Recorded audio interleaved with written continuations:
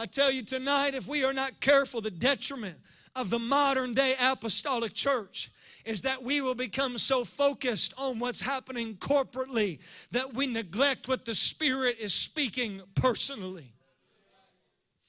Every great revival in a church is simply the overflow of people who are experiencing a personal revival in their heart.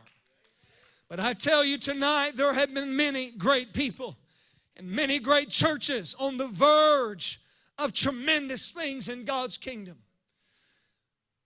who in a moment of assumption neglected their personal responsibility and mistakenly forfeited those corporate promises. I tell you tonight, assumption is a dangerous thing. The fire doesn't fall on a prepared altar. The fire only falls on a sacrifice. You can build the altar. You can get everything ready. But the fire doesn't fall until there's a sacrifice put on the altar. If I could make the comparison for you this evening, I would tell you that you can have all the elements of the corporate gathering. You can master the preparation and the production of a corporate service. But the fire doesn't fall on production. The fire only falls when a sacrifice is put on the altar. So we can have all the elements of a corporate service. We can have the lights and the instruments and the music, and the camera can be turned on, and all the elements of production can be facilitated in our midst. But that doesn't guarantee the fire.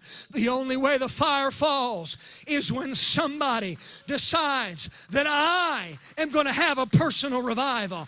I am going to crawl up on the altar, and I am going to sacrifice myself. I am going to do what Paul said when he said, I beseech ye therefore, brethren, by the mercies of God, that you would present yourself a living and holy sacrifice. That, he said, is acceptable unto God.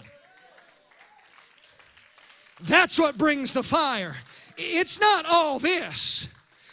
This is just the building of the altar.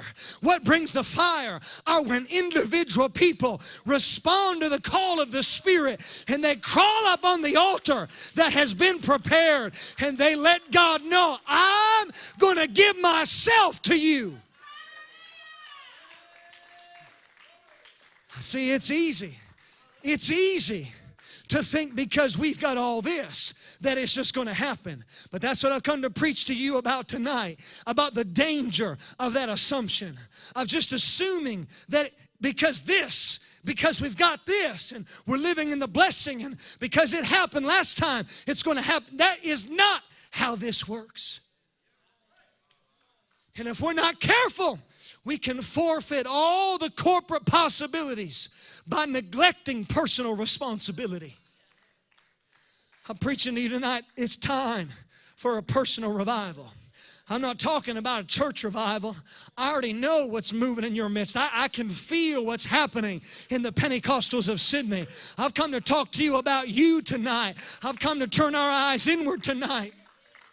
It's time for a personal revival.